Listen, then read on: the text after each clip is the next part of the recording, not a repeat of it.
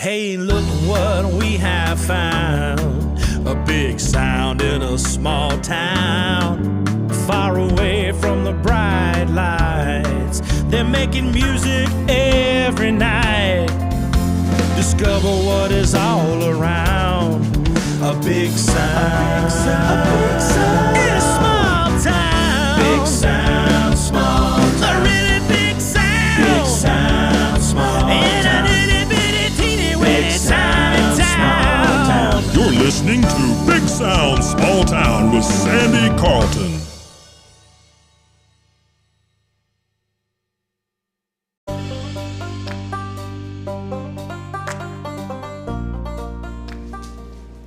Hi, and welcome to Big Sound, Small Town. I'm your host, Sandy Carlton, and this is a podcast about the lives and stories of the musicians, writers, artists, and their associates that have their roots in the small towns and communities across America. If you like what you hear, tell somebody. Enjoy.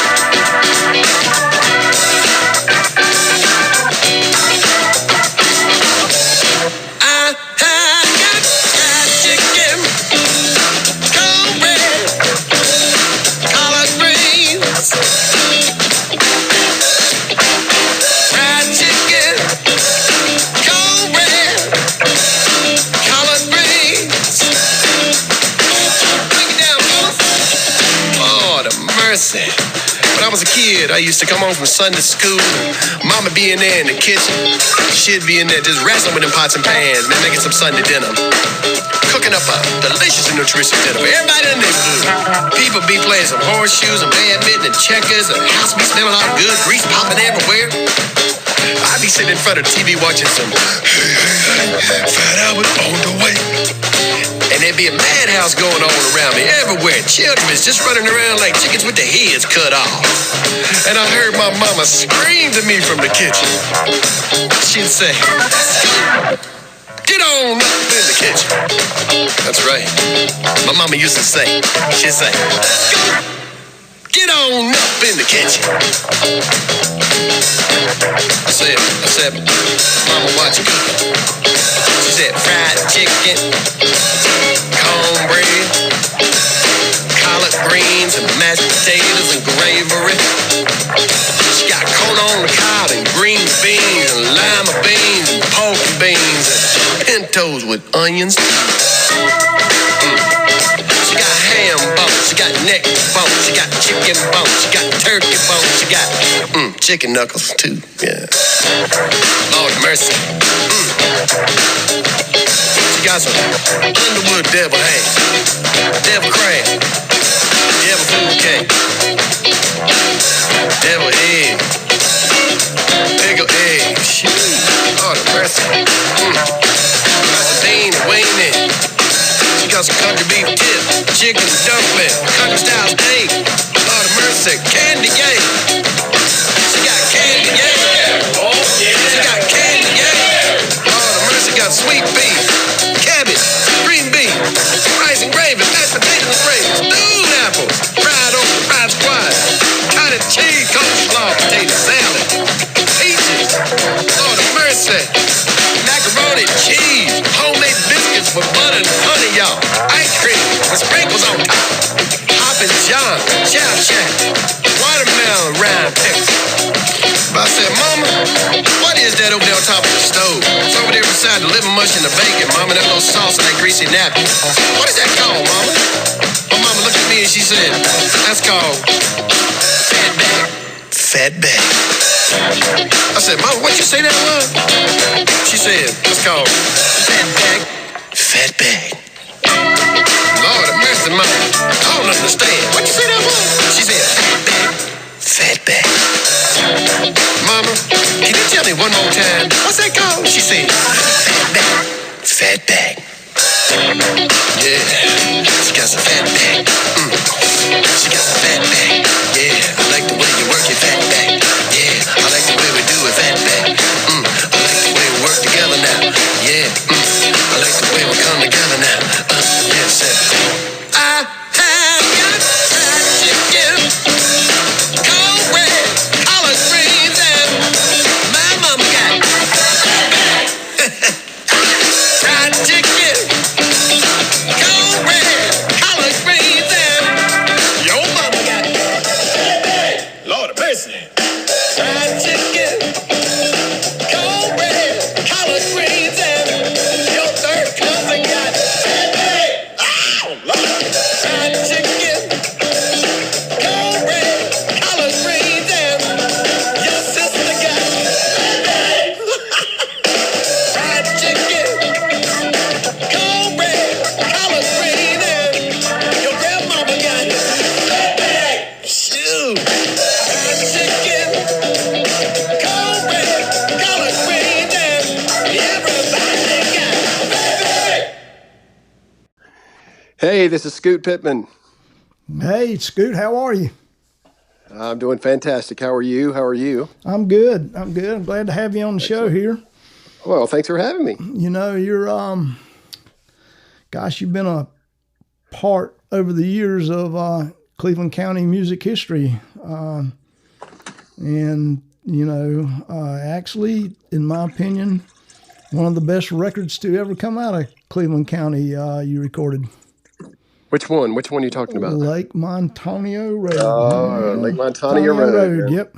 Yep. Man, that's a heartfelt record there. It's I just sat down and just started with one song, and it just led to all those. There was I don't even think that I had any takeouts. Really? Of songs. You know, every song that I wrote was, and I said, well, that's it. That's what I wanted to say.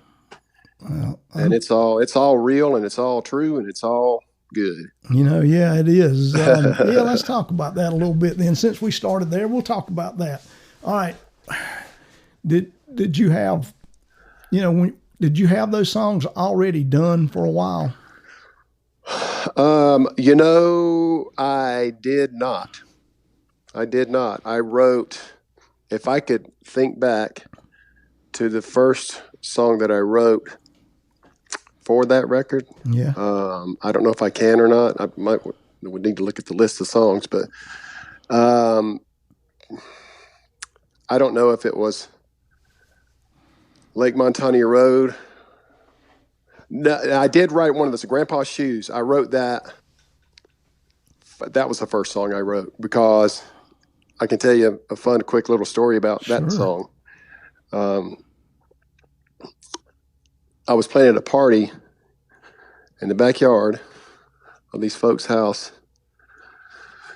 over near South Park, and I was there early and set my stuff up and talking and getting to know everybody that was coming in and introducing myself and stuff like that, like I always do, because I like to talk and like to meet people, right. Hear their stories too. Which I'd like to flip this around and do this, and you tell your story. Yeah, maybe one day. But yeah, it was really cool. It was a beautiful late afternoon, and I started playing while it was still daylight. And this young guy, probably in his 20s, I think it was a dad's son, is who it was exactly. And he come walking out, and he had his hair kind of pulled, had kind of a little bit of long hair, but it's real cool kind of look, And he came out and was, hey, how's it going? And I just for some reason, when he walked off, I just happened to look down at his shoes. It had these old Oxford saddle shoes on, and I don't know why. I don't know what happened about that vision, but anyway, so that stayed in my mind. And we took a break, and I went down, and they had tables, linen, everything out in the big backyard, and everybody was sitting around eating and stuff like that. And I took a break and sat down with the guy that hired me and his son. And so I was kind of sitting with the family, I guess. And so he told me, I said, man, and I told the guy when he was walking off, I said, man, I bet there's a lot of stories in those shoes. He said, yeah, but only half of them are mine. And that's why when I sat down with him, I said, what do you mean by that? What do you mean by that? That was a pretty intriguing statement. Yeah, it is a good one. And I said, what do you mean? And he said, well, these shoes belong to my dad's dad. And my dad's dad gave them to my dad, and then my dad gave them to me whenever, my foot would fit in the shoes. And I just thought that was an incredible story. And so it is. It's a great song. That's song-worthy, Yeah, it is. It is. It was, yeah. And so I went home after the gig and that night, and just sat down and kind of wrote it. I guess that was one that came easy. Yeah. And that's the way I won't mess with one too long if it's too hard. If it's going to take too much time, right. I'll walk away. From it, and if it might sit there, a verse might sit there or a line or, a chorus or something for a long time. And it might just sit there for a while, no. One day it'll just, and if you write songs, you know exactly what I'm talking about. That's what I do. So yeah, I do. So, I know. I mean, sometimes they have to wait on that life of their own to come around. Yeah.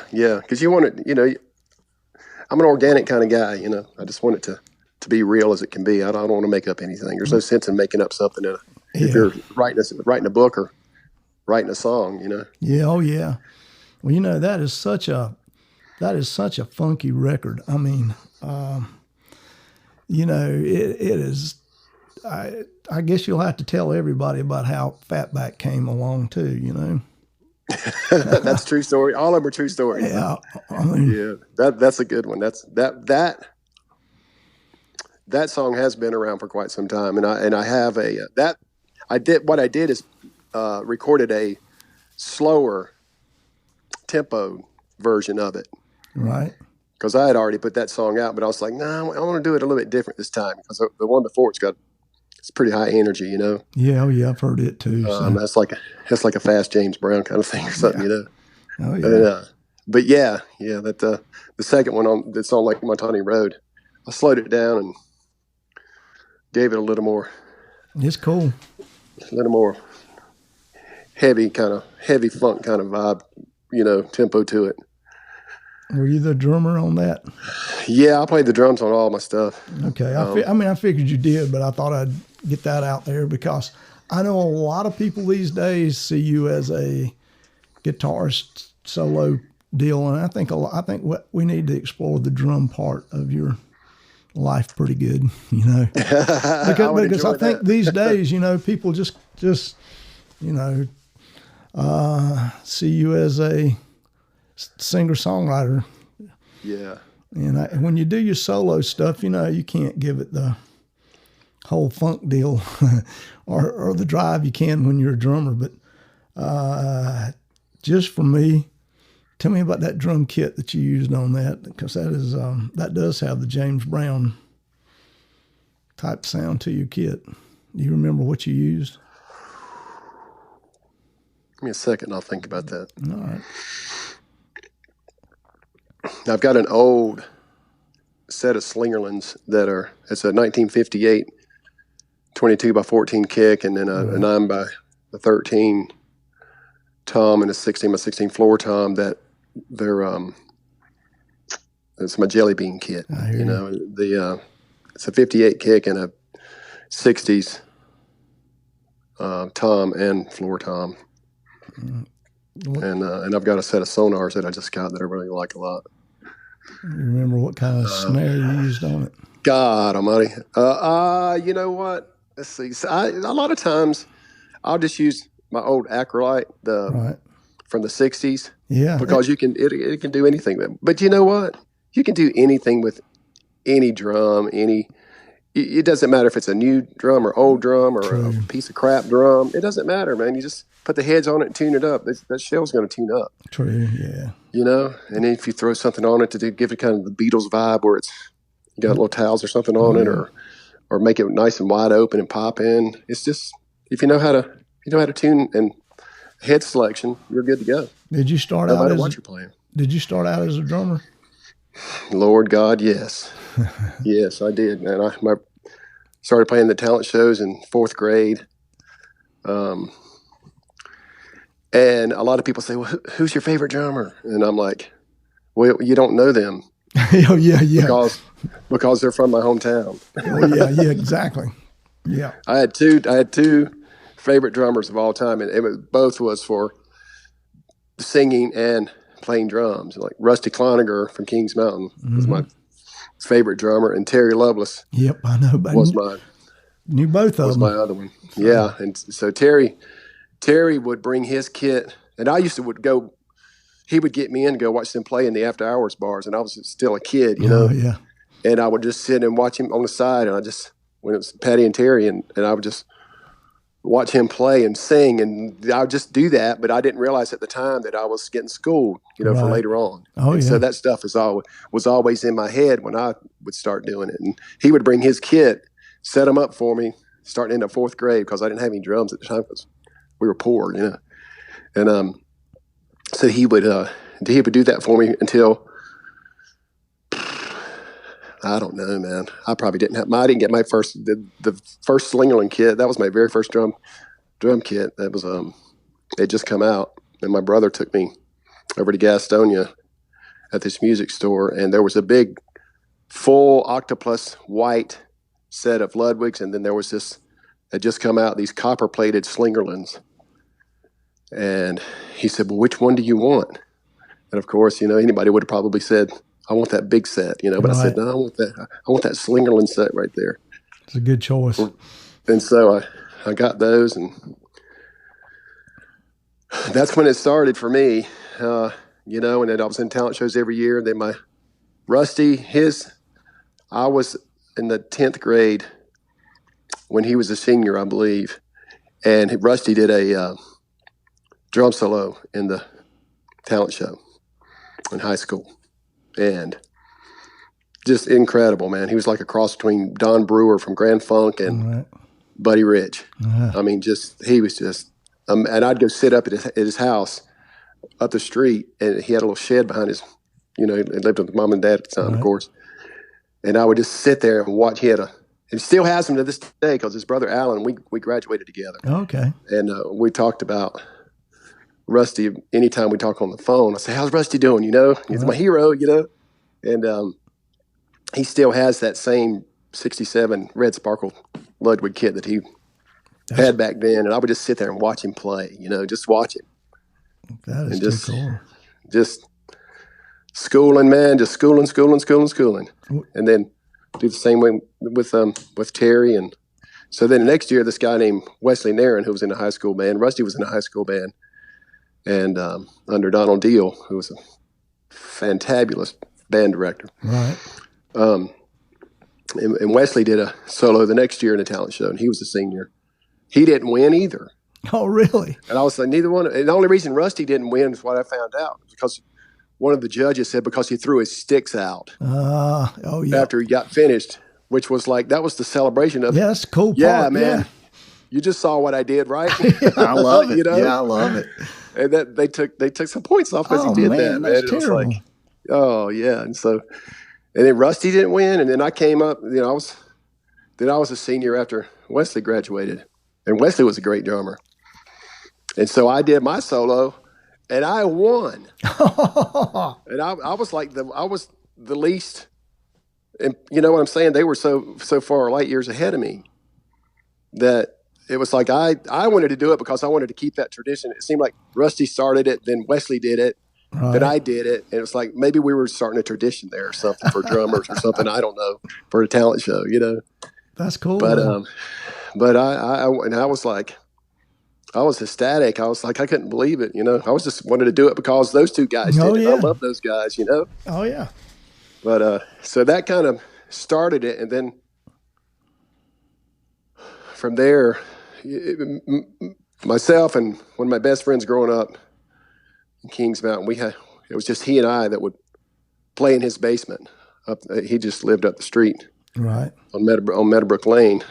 My buddy Shan, and he had a basement and stuff, and so he and I we were always playing all the time, just the two of us. And you know, some of the times we had a couple of talent shows, and we got a buddy of mine who was in my class year, Dwayne McMurray, played bass in a couple of the talent shows early on. But we just had a great time. I remember when 2112 came out from Rush. Yeah. Shane and I learned the whole first side, just he and I. So we were down there just playing just drums and guitar, playing all that stuff. That's so cool. Just having a ball. And then we started our band, and it started from there. And it kept going and going and going, you know? Yeah. I mean, I guess, you know, once you start a band, it either one or two things happens. It just stays with you the rest of your life, or you think, man, I don't know about doing this. You know, I mean, usually there's not a lot of in between. You know, I love this stuff or I don't.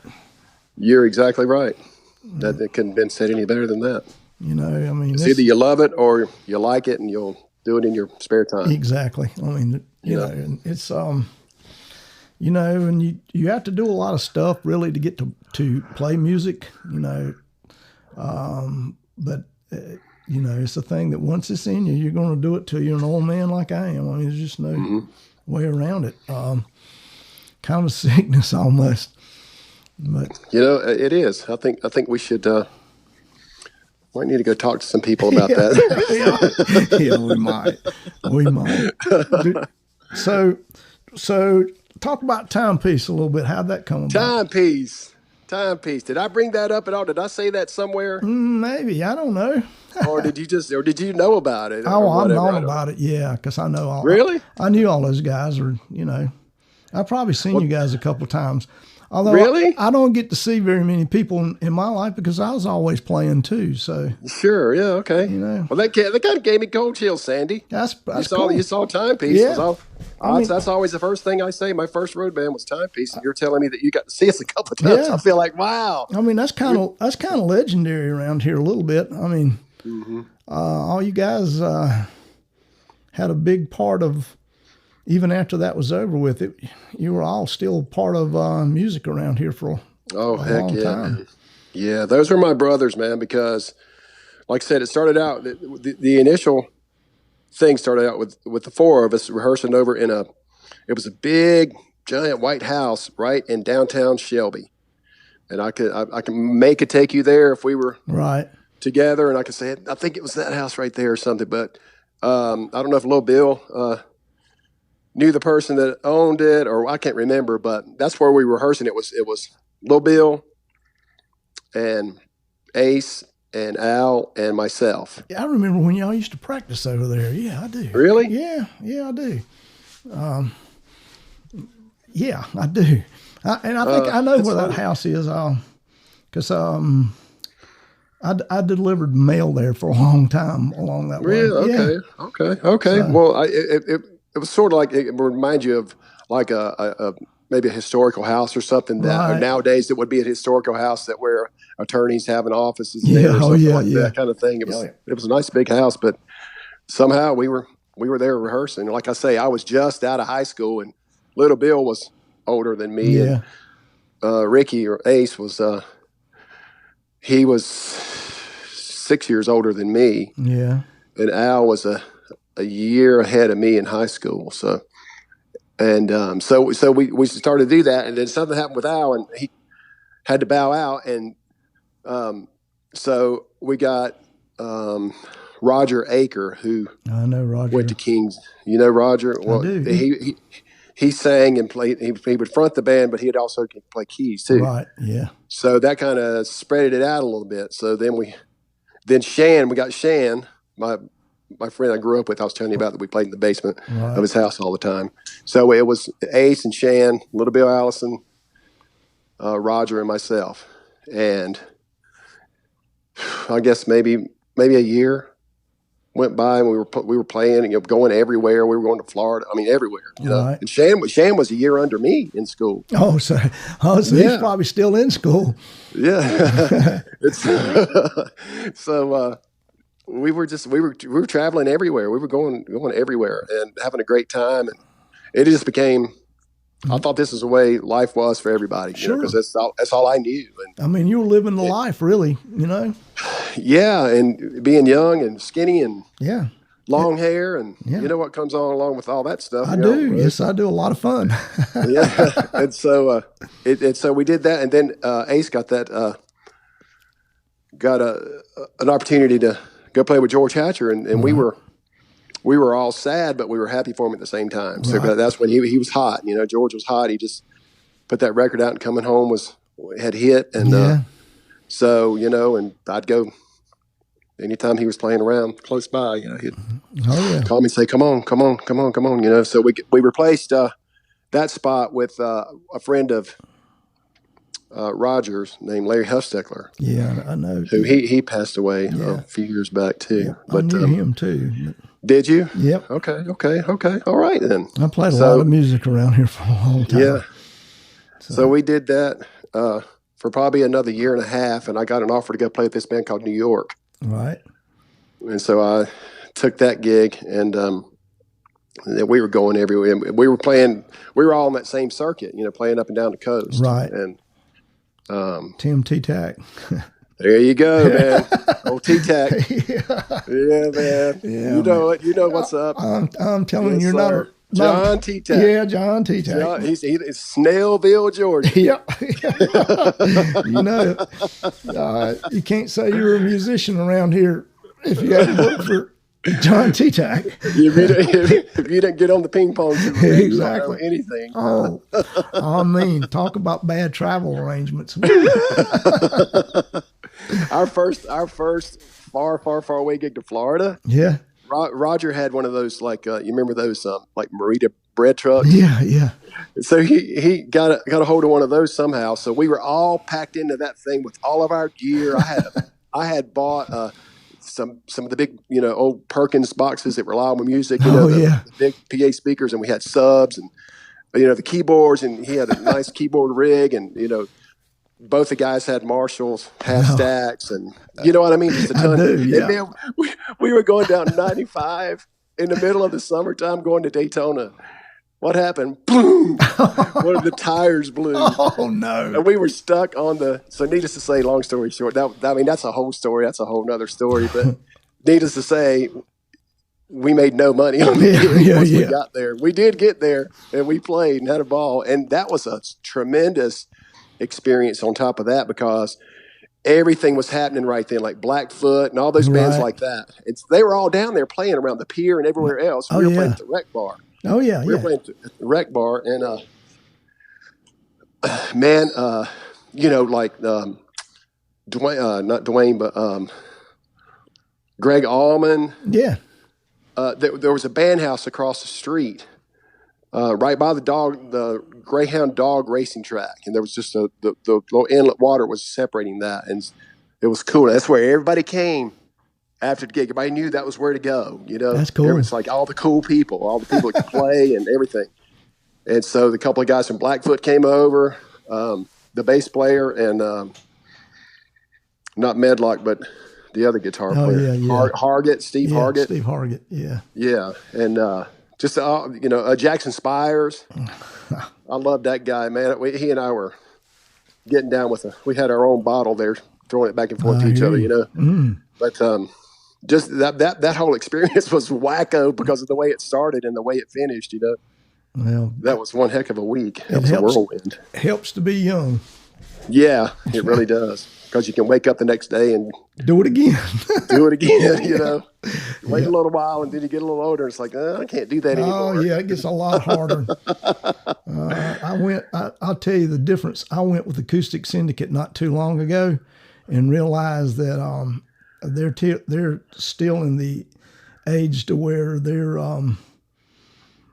they can still do it, but I can't, you know. Yeah. So, but it's fun. Now, what instrument do you play? What do you want me to play? So you play it all? I do, yeah. Okay. I'm working as a bass player right now because I can get a lot of work as a bass player. Sure. But I play everything, and I played everything in a band forever. You know, some people will tell you I'm a harmonica player. Some people will tell you I'm a guitarist. Some people will tell you I'm a fiddler. So, you know, kind of just depends. Well, you know what? If somebody's looking for you and then somebody tells you the wrong, they tell about you and they don't know you from playing that instrument, say, oh, it's not him. Yeah. Oh, yeah. Well, sometimes, you know. He plays the fiddle. He doesn't play the harmonica. You know, I try to avoid to be a bass player, but, you know, that's one of those things that I would be in a band and a bass player would leave. And, of course, I've known how to do it all my life. And, you know, I'd wind up being the bass player. And then, you know, I'd switch band and not be a bass player, and the bass player would quit, and I'd be back being a bass player. Be back playing the bass again. You know? That's awesome, man. That's great. Yeah, that's great. You play keys too? You play everything? Yeah. You play drums? No, not really. I mean, I can basically keep time, but no. Well, call me and let me keep the time for you when you need a drummer. I'll do it. Hey, I'll do it. I'll be there. You know, I love your drum style. It's really cool. So how did you get to the funk part of it? I mean, what you were doing? How did I get to the funk part? Yeah, because that was not what you guys were doing. Well, we were funky on some stuff. We played some of the funkier songs by Pat Travers. And back in Timepiece, we were very versatile, and it hung around that southern and kind of that funky vibe too, right. In between there. You know, we were kind of in between that right there. You know, if you're talking about the Almer Brothers, right? Oh yeah, I don't know, Pat Travers, and we did all kinds of really cool songs because that's what was happening. Right. You know, that was a good thing about you and I. You know, being at the age we are, we were at the beginning of all the good music, that everybody still listens to today. Yeah. And so we went to a really good school. Yeah, we did really, and we were lucky. We were lucky, and so that's where that all started with Timepiece, and we used to rehearse down there at Maple Springs Lake. A girl that I went to high school with, they owned that place, and they said we could come down there, and rent was cheap. There we go. And you know, we rehearsed down there that was our rehearsal pad. You know, people don't even really have those anymore. You know, yeah, no. Yeah, and they miss a lot by not having them, I guess. Yeah, you know, that's true. But so that's really cool about you're playing all these different instruments, man. That's a wonder in itself, being able to do more than one thing. Well, isn't it? I've seen you playing everything from bass to. I've seen you play everything too. You know. Well, you know, it was probably out of necessity, just like me playing guitar, you know. Well, it kind of is, yeah. I mean, that's kind of been what it's been with me too over the years. I mean, you play music a long time and you want to continue playing, you find a way to do it, you know. That's exactly right. That's exactly right. Did you used to sing the National Anthem at checker games? Where did you get that from? How did you get that? I believe I was at one time and you were doing it. Is that the one where I flubbed it up? I don't think so. No. Did you flub I went back and repeated. I remember. They were with the Rockets' red glare. Yeah. And I was like, instead of going to that next verse. Yeah. I think it was the first one I ever did. And I was probably a little nervous, you know. Plus, it was ice cold down there. Oh yeah, well it was. Yeah, I'm sure it was. And I repeated the verse before it again. Some of the guys in the team turned around and looked like, because they were doing this long stream of things going across the top of the Coliseum, above. Right. Whenever I said, "And the Rockets, red glare," it's supposed to do something, and I saw it out of the corner of my eye, something just kind of clicked and it went off. Like, that's a great one. That's a good story. Yeah, man. Yeah. So yeah, that was embarrassing, but it was funny at the same time. No, it's a great story. They didn't hold it against me because I went back and did it some more. Yeah. I mean, that's pretty cool. Well, that was in the old Charlotte Coliseum too, wasn't it? Yeah. Yeah. That's cool. I mean, heck yeah. So how'd you get that job? I was doing a lot of. Do you remember all the karaoke stuff? Yeah, that everybody used to sing to and all that back in that time. Mm-hmm. Well, there was a studio here in town that hired me, and I did a lot of that stuff. And right, it just connections. Just connections, what it was. Well, that's too cool though. I mean, yeah. No. So yeah, I think I remember that one time. Yeah. So yeah, that was one of the left turn moments. Everything was going great. I was on top of the world, and all of a sudden I go do this thing, and I'm all excited about it. But I'm freezing cold at the same time, and I'm like, oh God, And I really wasn't that nervous about it, because you're just singing, Was it the first time you did it? That was the first time. Yeah, the first time I did it. So I said, okay, I got to redeem myself. They were cool. They were cool. That's cool. Yeah, that's really cool. It wasn't that big of a. I guess it could have been a bigger deal if they wanted it to be, but they hired me back to keep coming back and doing it. So. And I think it's probably your attitude that helps too. Yeah. So what was the next big step in your music career after like Timepiece and that all was going? Or New York. Tell me about that. Yeah, that was like that was basically the same thing with a little different style of music. Those guys what had happened was I had,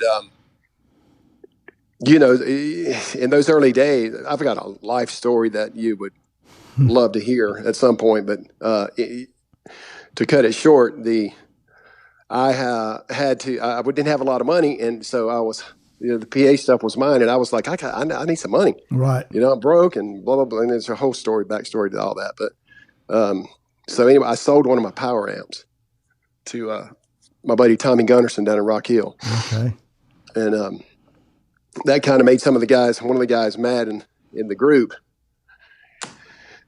And I was like, well, man, I'm basically homeless and I don't have any money and blah, blah, blah, blah. Right. And all this stuff. And I said, dude, we can get another power amp. I said, I just needed some money. Right. I said, I'm not going to go begging anybody. I mean, I got to make my own way, So that kind of, for whatever reason, kind of, yeah, just kind of did a little left turn there. So when I went down to talking to Tommy, he said, man, there's a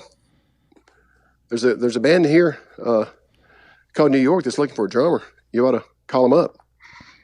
And I said, I got the number. And so then I told the guys, I said, well, if everybody's that mad about it, I said, it's all my PA and stuff anyway. I don't know why you're mad about it. And I didn't do it to hurt anybody, but I just need money. Right. And that's the only reason. And so we just decided to,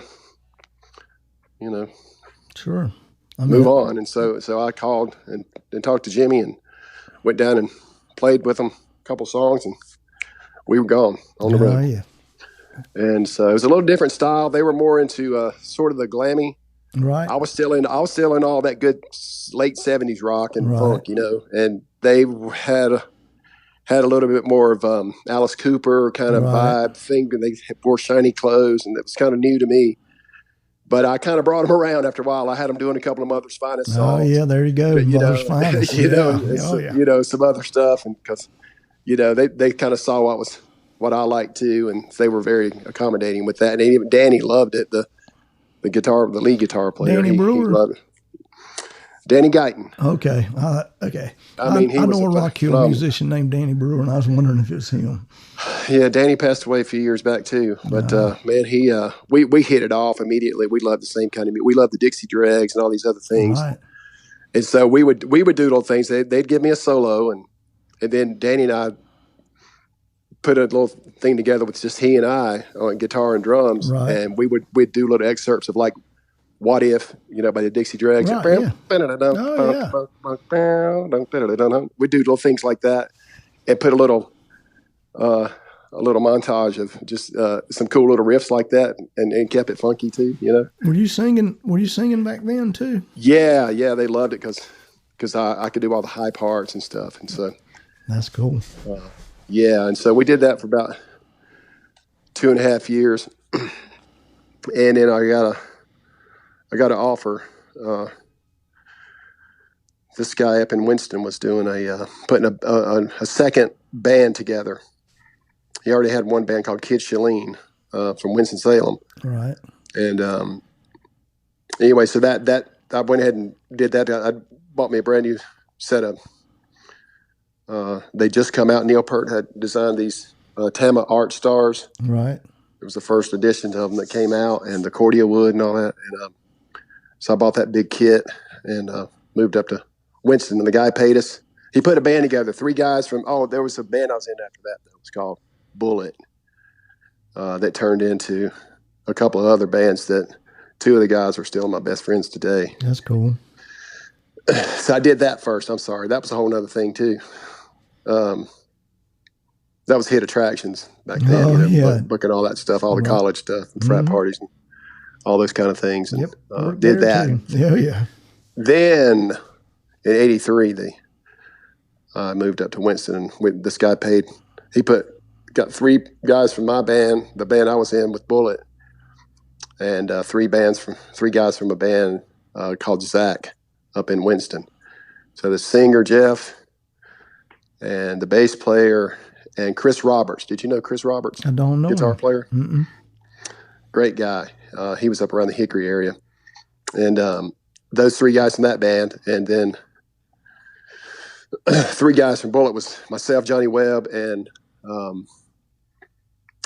Greg Hurley from Winston. And actually Greg was the one that told Johnny and I about it, because we were all playing together in that Bullet band. Right. And he said, man, this guy's putting another band. He's got one band called Kid Shalene, and he's got them out playing. I bought him a new conversion van to ride in. They have a road crew and big lights, all that stuff. Oh, so yeah, that's cool. he wanted another band, so that was what that was. There's a story to that, but it's going to be a little too long-winded. But that was we rehearsed a whole summer, every day, 5 days a week. 5 days a week, that's what we did. We rehearsed. Wow. And we put 2 different shows together. And it was so good. It was really good. And it's sad, but without going into all that crap, it was sad. I was really just sad about it, because we were ready to go, and it just, what we were told, and I didn't care. Nobody really cared. Right. Except for one person. But we said, well, just give that person what you told him. And then, right. He said, instead of getting us a brand new conversion van, he's going to get us a late model conversion van, right. And it was, and the pay, instead of being this amount, it was be just a little bit less, just to get us going and started. And we were all fine with it, except one guy. And we were just like, well, give that guy what he wants. Just give him the money. He can have my money. I don't care. Oh yeah. This is too good to not do. Oh yeah. And it's going to end up being great, because we got somebody backing us. Right. And that could have led to, I could have been playing with some famous guy a couple years later, because we were moving up to a different level. Right. Oh yeah. And I knew how good I was, and I knew how valuable I was. And I'm not bragging. I'm just saying I could sing and I could play.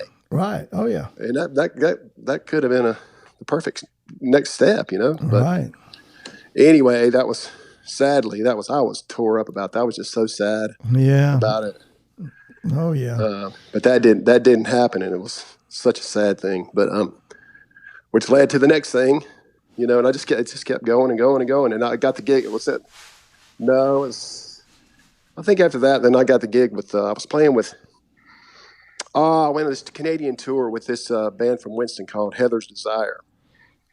And we did a month in Canada. And Mike Uzel from Nantucket had a booking agency there in Raleigh. And he had called, somebody told him about me, and he called me and asked me if I wanted to, do that tour with those guys. And I said, sure, that sounds great. Well, when I got back from that, he had asked how it went to those folks, and they were like, "That motherfucker's bad as hell." Oh, sorry. Oh yeah, no, that's okay, man. That's cool. He said he's on the one. I'll push it over and call it explicit, and you'll get like 3 times the listens.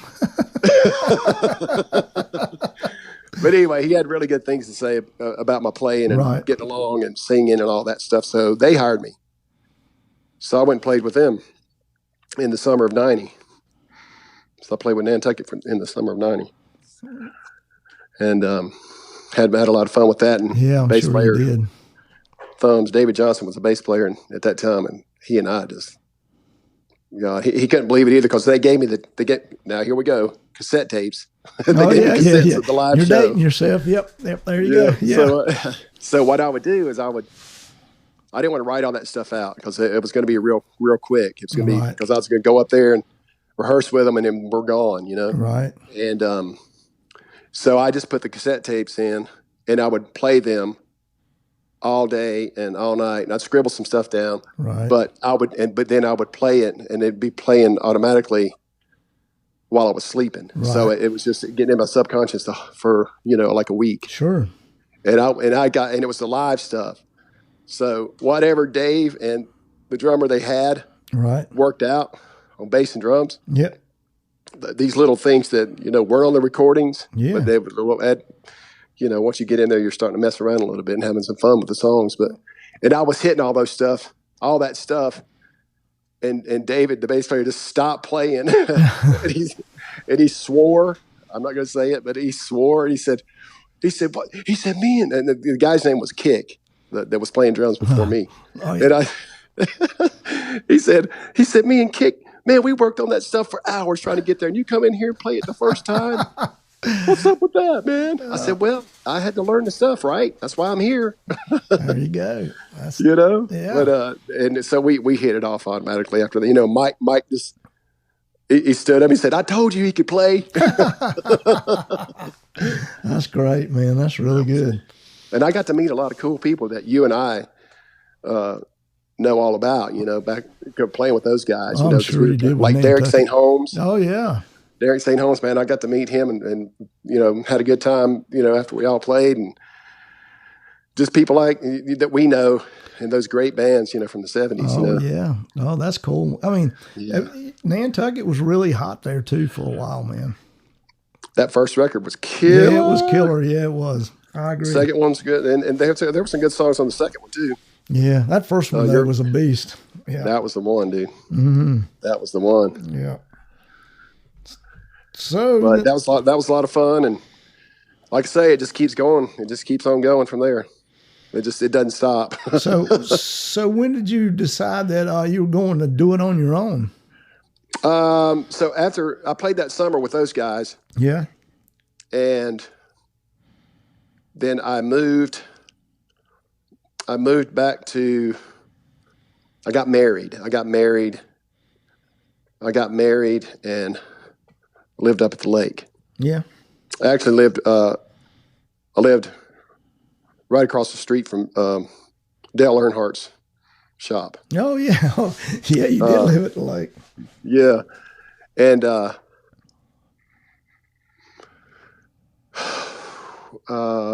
when I moved back, I looked into Creative Loafing, and I'm sure you remember that magazine. I do. And I was just looking to see if anybody was looking for a drummer. Well, there was this ad in the Creative Loafing, and it said, 3 brothers, guitar, bass, and drums, looking for a singer. Funk rock, looking for a singer. I can sing. I'm cool. I can run a show. I'm fine with it. I'm good. So I called it up. It was Kevin Gill. It was the Gill brothers here in Charlotte. Yeah. I said, hey, man. I said, I saw your ad. He said, all right, man. That's cool. Well, So we decided we picked 5 songs over the phone, and they were all living over by UNCC, going to school over there, and they had a house over there together. And so we had everything set up, and we picked like, song, like Living Color, like Cult of Personality, and just 5 different kind of songs. It was all really like funk, Chili Peppers kind of funk based stuff. Yeah, and they could all play. I mean, they were just incredible. And so we did those 5 songs, and we just after the last song, it was like we were already, You already had a band. we already had a band. It was like we could go play that night, Right. And, so that was we called it Brothers from Mother. Ah. And I would have to say that was probably the overall best band I've ever played in. Wow. That's saying a lot. And that's saying a lot for a lot of musicians I played with. Yeah. But as a band playing, and they're so proficient at each of their instruments, and they were all brothers on top of that. Yeah, that helps too. And dude, our first gig was in the parking lot at Amos's first year anniversary party. That was our first gig. That's a cool gig. That would have been a cool gig. Yeah. And of course it slammed, and it's beautiful outside. And there was like one other band, and I think in us, and that was our first gig. But Brian, the bass player, was already playing in a band called Daddy Blue at the time that was playing at Amos's already. Oh, so you already got it in. So John knew that we were going to be good. Right. So, was it different? We did that gig, dude, and there was probably 400 or 500 people there, and it was immediate. It was like George Clinton came down and dropped the mothership. And said, "Okay, the world is yours." You know what I mean? It was just that instant. It took off right immediately after that first gig. Was it hard for you not to be a drummer at that point? Just be a singer? Hell, I love singing. Yeah. And if you got that good a band behind you, man, then that makes it a lot easier, Oh yeah, man. It was everything was easy. There was nothing to think about. Everybody knew exactly what they were doing. There was never a question. Everybody did everything. It was great. That's probably the hardest working, no hard working band I've ever been. Oh yeah, got you. Because there was no struggle for any. We could play anything we wanted to play. That's great. That's probably the best band I've ever been in and ever will be in. That's great. I mean, but we did Fishbone and Chili Peppers. Oh man, that's good stuff too. And we did Prince, and we did, you know what I mean? Right. We just covered everything that was fun. It was a complete party. And dude, we just hit the road. Then East Coast was booking us all these frat parties, dude. Everywhere we went, it was just off the chain, dude. It was just off the chain. And we got to look. Dallas Austin. This guy, one of his friends, his name was Arn. He's from Chicago, and he happened to be somewhere where we were playing, and saw us, and he loved us. He just absolutely loved us. He says, man, do you know what was the name of the? Don't go chasing waterfalls. Who was that? Who was that? Yeah.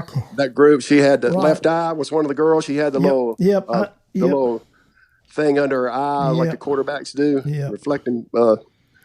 reflecting paint or whatever. I know who it is. I can't think. What's the name of that group? It'll come to me in a second. But anyway, so that was Dallas Austin's band. Oh, okay. Down in Atlanta. He produced them. So he says, I called when I saw you guys. I immediately walked outside.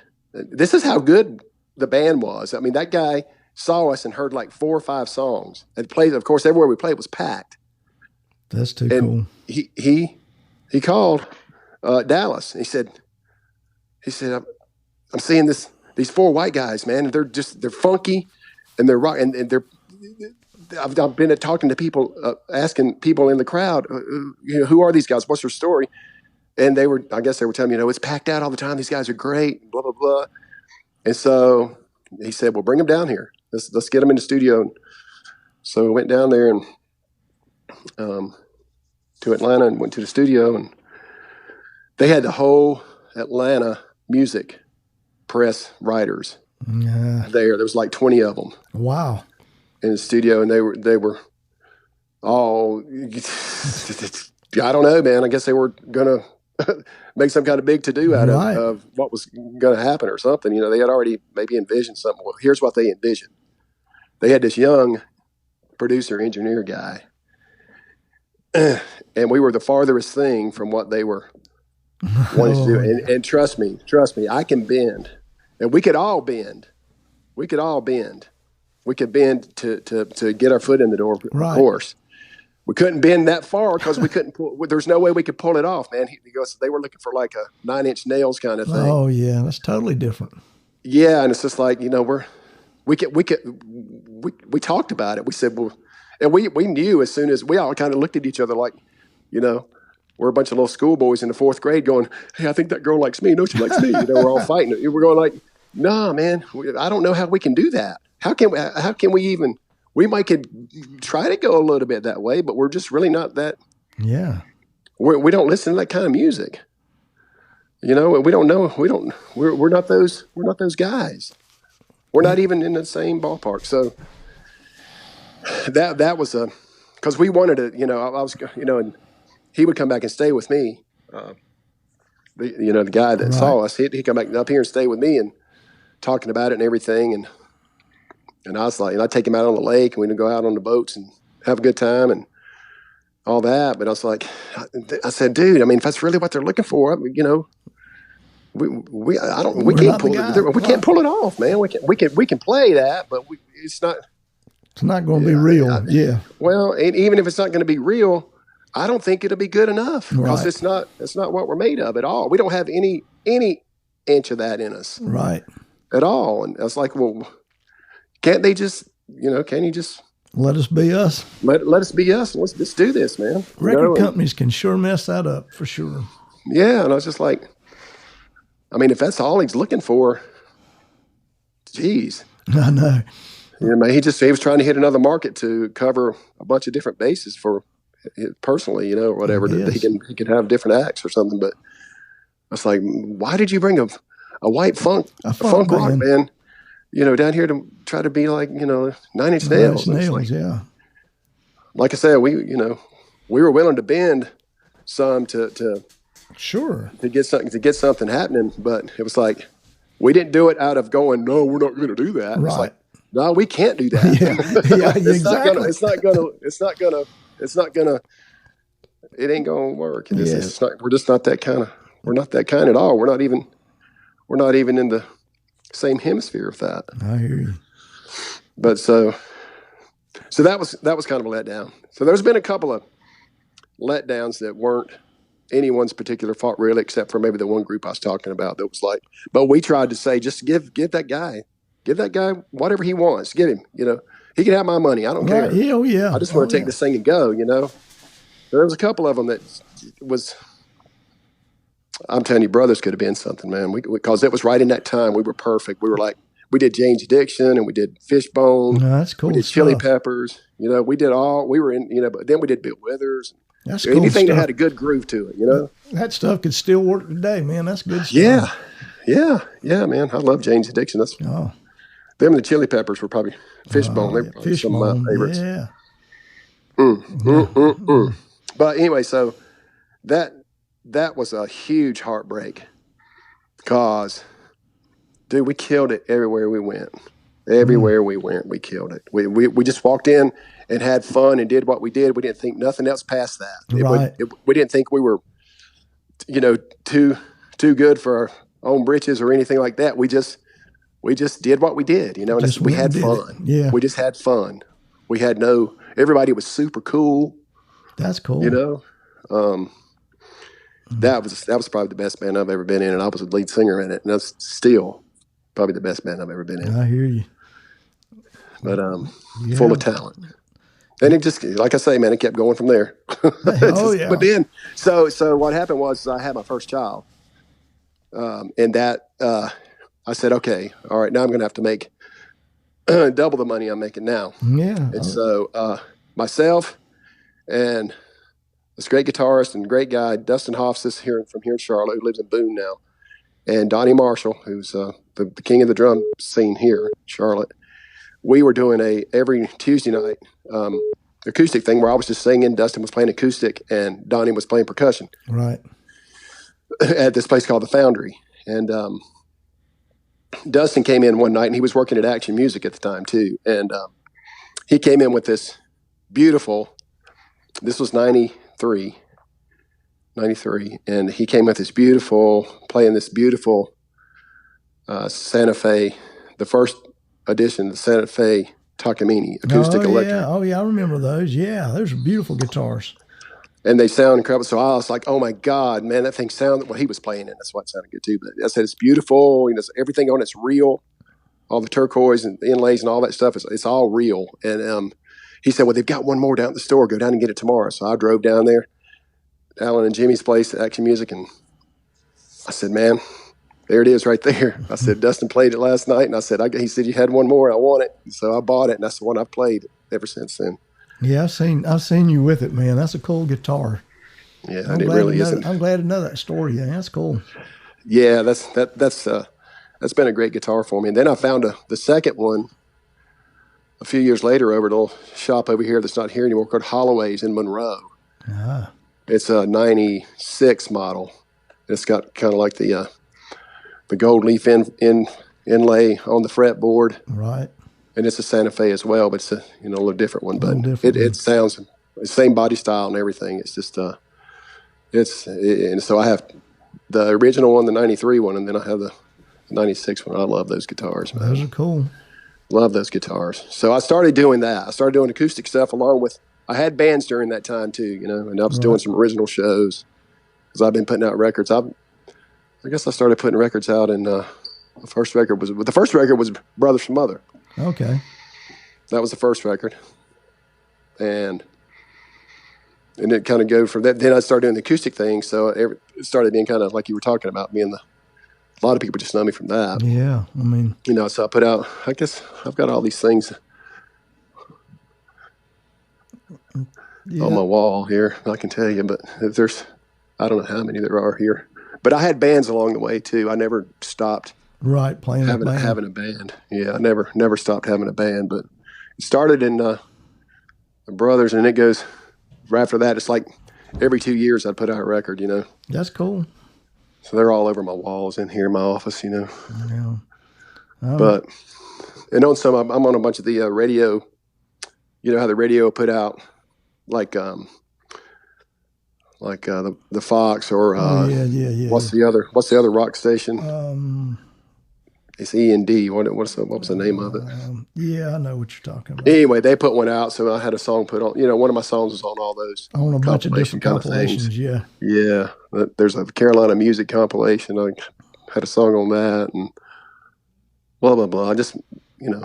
I'm you know what, man? I am full of gratitude. Is what I am. Well, I mean, you've worked a long time. You worked at music. I mean, basically your whole entire life. Yeah.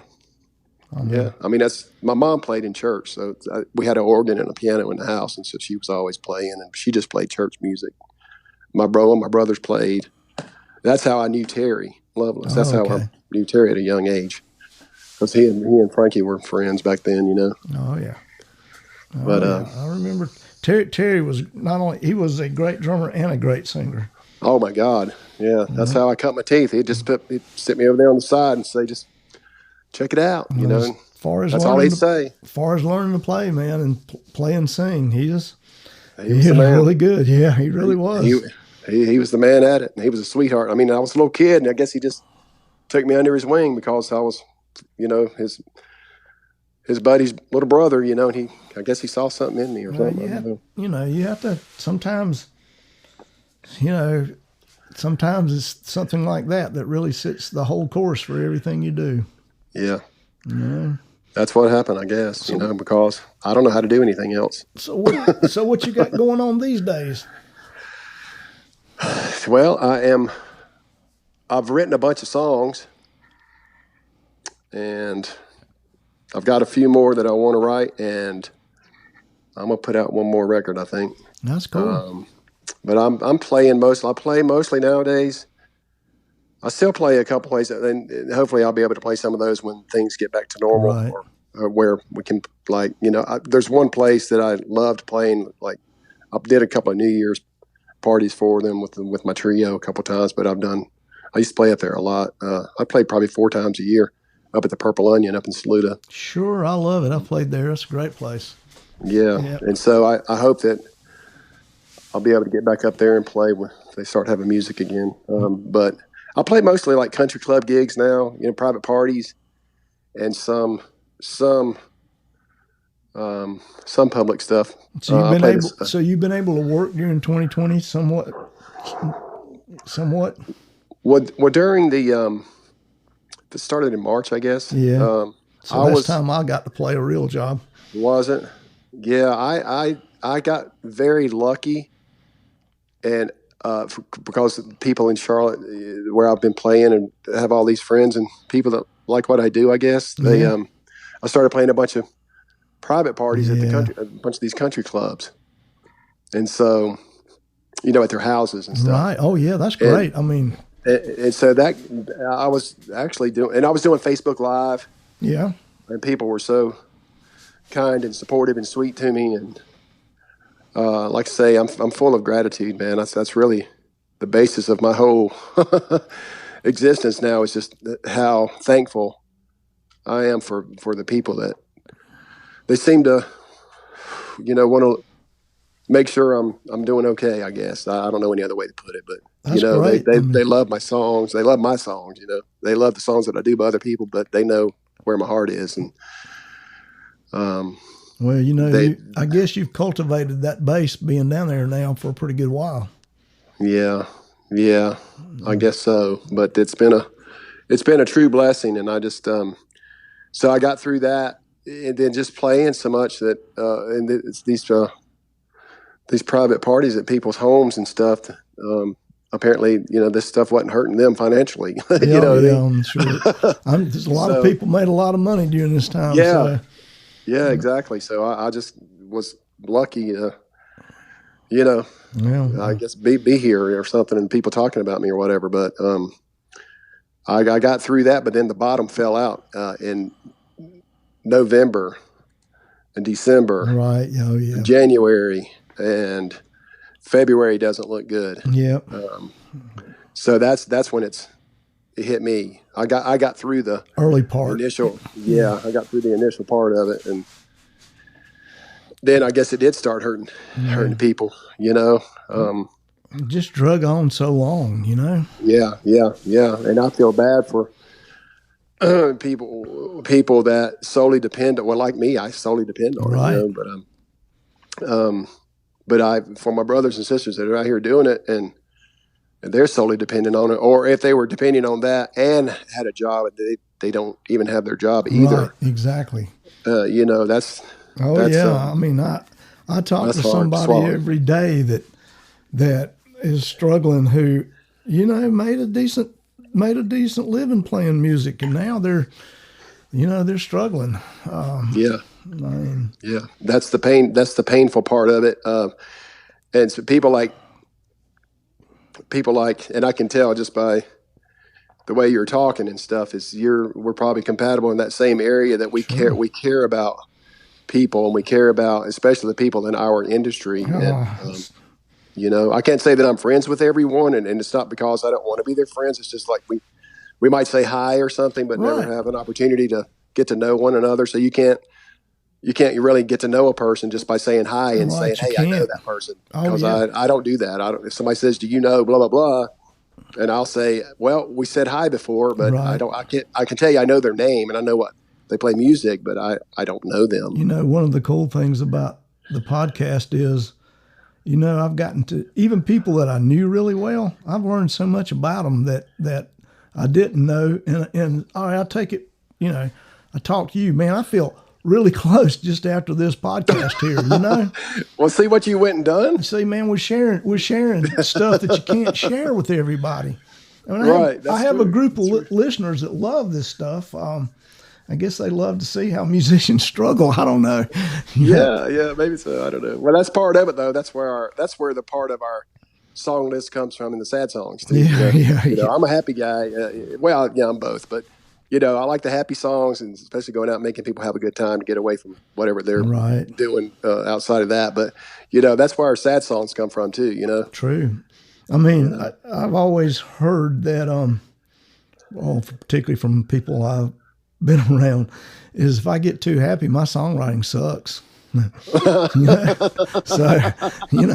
you can't be too happy, man. So they keep saying maybe one song worth, but that's it. Exactly. And they say, man, you must be happy. And I'll say, why? And Kevin will go, because your songs suck. It's according to what kind of crowd you're in. Yeah, it is. Crowd full of girls, you know what they're wanting. Yeah, exactly. So, and I would much rather play for a bunch of girls than a bunch of guys. Oh, me too. Every day of the week. Every day of the week. So. I've got the important concept of great music, and I listen to that music. But I could put a band together and go out and play that music, but nobody would show up with the guys. Guys that like that music. Sure. Oh yeah. There'd be no girls there if you did that. If you played that stuff that you wanted to. I love my family on both sides, the boys and the girls. But if I'm going to play out live, man, I want to see a bunch of girls. If they're going to have fun, and that's going to make everybody else have fun. Oh yeah. Well, there's certain tunes and certain styles of music that you can have fun, you can play, and I mean. You can break one down, man. You can do a couple in there. You can throw a couple of those other ones that could give them a break, so they can get them a fresh glass of water or whatever they're drinking. Exactly. You can do those. You can do those slow songs or those songs that mean something to you too. Yeah, you can, but you gonna have to surround it with maybe some Bob Marley or sure. I mean something. And that's the thing. That's up. That's the thing right there, and that was the thing that was so good about Brothers from Mother, and I'll always go back to that. We could do that, and we could pull it off. Well, we could pull it off, Listen, I put the Lake Montonia Road on for parties 1,000,000 times. Oh, I just put that thing on, man, and let it roll. Good time happens. You don't have to. Oh man, you don't have to do nothing. Man, that is too nice. All you have to do is put that on, and everything improves. Oh well, I really appreciate you saying that. That makes it all worth being written. Well, I spend a lot of time now as a podcaster, and I hear a lot of music and a lot of local music, a whole lot of local music, but and there's a lot of different genres, particularly in the Kings Mountain, Shelby area. There's a lot of good musicians, a lot of different types of music. You're not kidding, and there's a lot of before that who's here now. Before that and before that. Oh yeah. In this area. Oh yeah. It goes way back. Way back. And after listening to a ton of it and playing with a ton of the people here, that's still one of my favorite projects that's come out of Cleveland County. So sure. I tell that to people all the time. And it's different than anything anyone else has put out here. So that's a cool record. So. Well, thank you for saying that. I really appreciate that, man. Yeah. And it was like I said, and I can tell you. You asked me earlier about writing the songs and blah blah blah, and I wanted to mention to you then, but I have to just because my grandma's not here anymore. But I was on the way up to the studio and stopped and got a Thai restaurant here in town on the way, and I was waiting on my food, and it was a Sunday. It was beautiful outside. It was beautiful, and so I'm in there and waiting on my Thai food before I go to the studio, Right. So I grabbed my napkin. I just had I don't know why it was, how it hit me right that minute. But there's a song on Lake Montonia Road called "Laughing at the Devil." Yeah. I wrote that song for my grandma, and I wrote it right then and there. I wrote every bit of it and went straight there. And there's nothing really to it besides this drum beat, like a "We Will Rock You" drum beat. Right. And Jason came in on a little keyboard solo on it, and that's the way I wanted it. I just wanted it real. It's cool too. That ends up that record too, Yeah, and I wrote that for my grandma because she was one of those that she felt the spirit on Sundays when we went to church. She'd be running up and down the pews with her hands raised up, and all that. Oh, so I don't know why. It's just on that Sunday, and it was church day, I guess. I don't know what happened in my brain, but something happened, and I just wrote it all down. And I said, well, I know we're going to do these other 2 songs, but let's do this one right quick, So That's cool. I mean, that's really cool. It is good when you can write something around your family members. I mean, yeah. that's That song meant something to me. All of them do, but that one and the young one's probably my favorite song. really. Yeah. The Young One's a good song too. Now, there's no doubt about that. Did you remember who played on that record with you? Yeah, that was Jason Atkins played keys. Eric Lavelle played some guitar on it. I did it at his house. So that's where we did it. Oh, okay. Up there, Gigi was in the background singing some of those laughing at the devil kind of things with me too, and we were all ganging on those. Right. Scott Pope played bass on all of it. That was his actual first recording he'd ever been on. He told me after that was over. He said, "Man, this is the first record I've ever been on." He did a good job. I mean, it was funky. Shoot, man, he's bad. He's always been a bad boy. I don't know if you know Scott, but he's a bad boy. He's been in Nashville for the longest time now, out there touring with people. Yeah, he did a good job on that. Yeah, he really did. He did, and so with Scott, Jason, Eric, myself, Gigi come in on some gang vocals. I had Rusty. That was on a different record. I was going to say Rusty Barkley, but no, it's a different record. I know Rusty too, yeah. Who played harmonica on that thing? Did you do it? That Stephen Engler, he guy here in town that had a band called Megaphonics back in the Brothers. I remember Megaphonics. Yeah. Remember the Megs? Yeah. And Dave, Big Dave. Yeah. Played bass. He passed away. I got to play with him. We joined back up together as friends because we hadn't seen each other in a long time, and I was playing down at the beach a lot, and I got him to come and play a couple of gigs with my band, playing bass, and so we got back together and was touching. The next thing you know, just woke up one day and had a heart attack. Yeah, man, that's bad. I don't know if that's the best way to go, but it's quick, and you don't. I guess it's it's always that is not a good way. We'll forget that. Yeah, that's there's another friend of mine that a couple of weeks ago he told me that it's a friend of mine from Columbia, and we were back at the beach. To that point again, we were playing down there a lot, and Wild Bill, I call him Wild Bill. He come down and he was neighbors with a 4-star brigadier general from the Air Force, a neighbor, and they were really, really good buddies, and they had all come down to the beach to see us. Well, the next couple of times that we went to the beach, he showed up with his saxophone. So he'd sit in and play some sax with us, right? Yeah. And you're just talking about, passing away like that. Well, He called me last week and said, "Man, the general passed away," and I thought you'd want to know because we had a lot of good times, a couple of summers there, and stuff. Oh yeah. I said, "Well, what happened?" He said he went to sleep and he just didn't wake back up. Well, I mean, we should be so lucky, I guess. Yeah, if you're gonna go, yep. I mean, can't be a more peaceful way than that. No, that's pretty peaceful. Yeah. So, Scoot, I know you're a busy man, and I do appreciate you taking the time to do this. Sure. Well, thank you. I enjoy it. I enjoy talking to people. You probably realize that because I run my mouth so much. Well, I do too, and people had told me we could talk a lot, you and I, and we can. Sure. So it is good. I do appreciate it. It's been a lot of fun. When things get better, I hope I'll see you out playing somewhere. Yeah, likewise, man. It'd be great. All Remember, if you need some drum tracks, here I am. I'll keep that in mind, brother. All right, scoopmusic.com. Don't forget that's website. Promote that stuff. Go ahead, promote that. My website's scoopmusic.com. And then my Facebook stuff is all Scoop Pittman, or Facebook and Instagram, that kind of stuff. I don't really do a whole lot on it, but those are where you can find me in case you're interested. All right.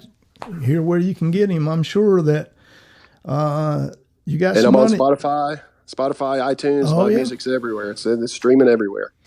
And I'm sure if you got some money, he'll come sing and play for you. Be glad to. Oh, yeah. Be a lot of fun. Oh, yeah. So absolutely. Keep that in mind. Spring's getting here. Things are going to get better. So that's right.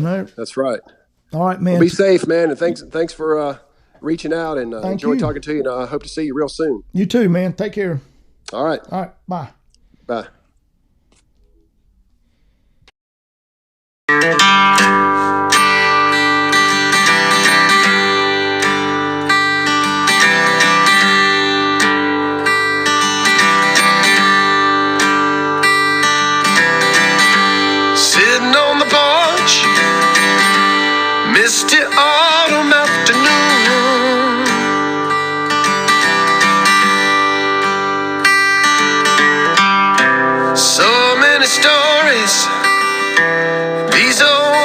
good saddle shoes.